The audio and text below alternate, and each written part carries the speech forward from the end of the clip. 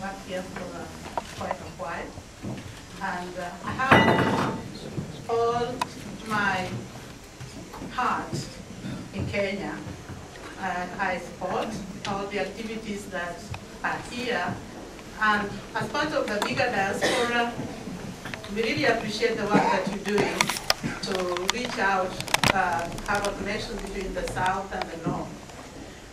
It is also a question that I really wanted to ask, whether it would be possible to treat us as a diaspora in the sense that we have to have like a possibility of also participating in the elections in Kenya, so that we can have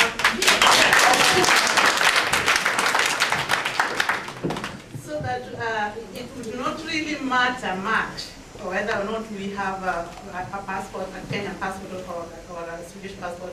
We are bicultural and we are diasporic, and therefore we would have to share, extend our efforts to support the South in our country, as well as be supporting ourselves right here.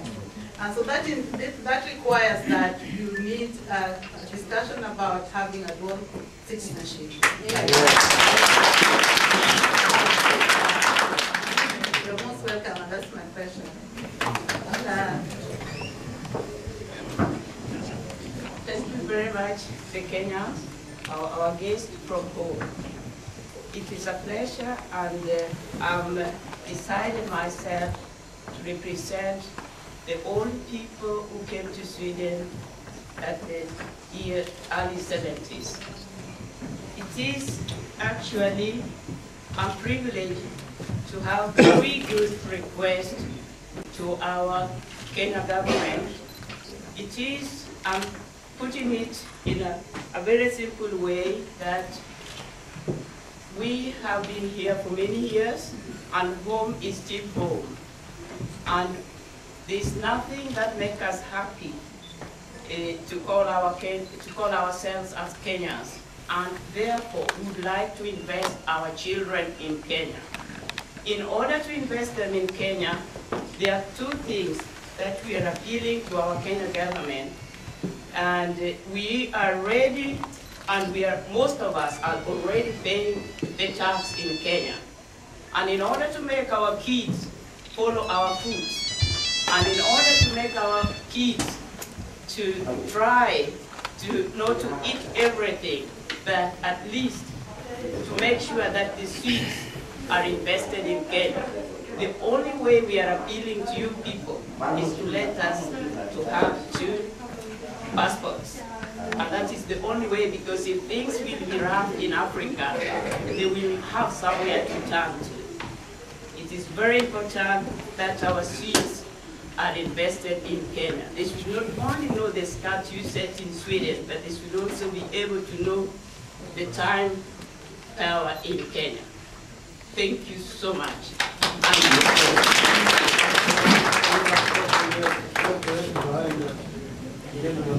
Right Honorable Raila Odinga, my name is Mwirani. I come from Kenya.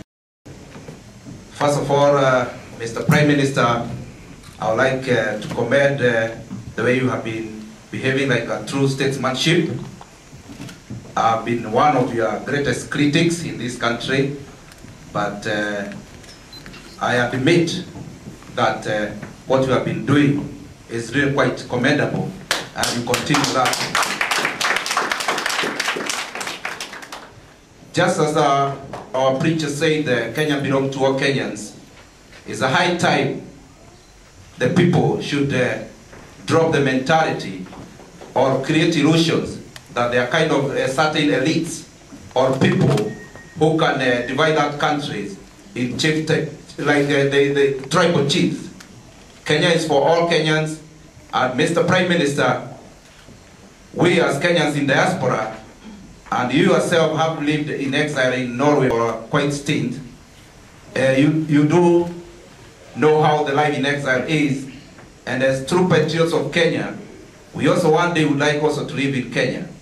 Our request here in diaspora, Mr. Prime Minister, is like If it's through the Foreign Affairs Ministry, where you can create a department of the Kenyan diaspora, which can cater, because we do remit money in our country a lot. And if the tourism ministry has a full ministry, we are only asking for a department, Mr. Prime Minister. And also, Mr. Prime Minister, is regarding impunity in Kenya. We do hope that those people who caused the Kenyans to kill during the last elections, they're gonna face the full force of the law, because this has to end. And whether they're gonna face the Hague, whether it's gonna be a tribunal in Kenya, but this impunity has to end. Thank you very much. And I'm a Kenyan here in Sweden, working as a teacher. And I have the following questions for the Prime Minister of Kenya, Honorable Raila Odinga. I know that you are here because you've been invited to the European Development meeting.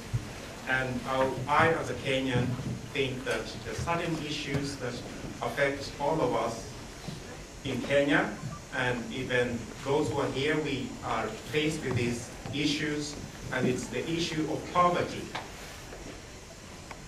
Because the European Development Committee and the European countries have invited you here, and they would like to hear what you have to say about Kenya. I thought that it would be wise for us to discuss issues like poverty when it comes to fishing, not only in Kenya but in Africa. We know that African countries are selling fishing rights to European countries. And fishing is one area that is very important when it comes to poverty alleviation. I'm referring to an island, for example, in Kenya called Midingo, which is in Lake Victoria. And we know that there are fishing fleets among us, Kenyans and Ugandans. What is your government or our government's position when it comes to Midingo? And I'm also thinking about energy and energy resources in Africa and in Kenya. We have energy in Kenya, but we have people who don't have any sources of energy in Kenya. We have also cuts in cities like Kisumu and Nairobi and Mombasa. What is the government doing about that? And has the government thought about how we can start racing, going further when it comes to renewable sources of energy? Are we interested in investing money on renewable sources of energy like biogas, solar, or wind, instead of chasing oil, which we know we have not been blessed with oil in Kenya yet? I'm also interested in knowing your position when it comes to land, and the land issues are wide. For example, the Mao forest. We have also read in the mass media that there's leasing of land to countries like Qatar. Is this true, or is it just a rumor? So my questions are based on our resources. We know that the European countries, as much as they would like to help us, they have had the problem of giving with one hand and taking with the other hand.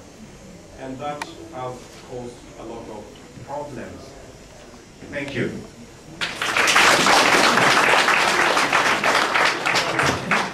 Let's give the Prime Minister a chance to respond, please. So that will be the last one at the moment.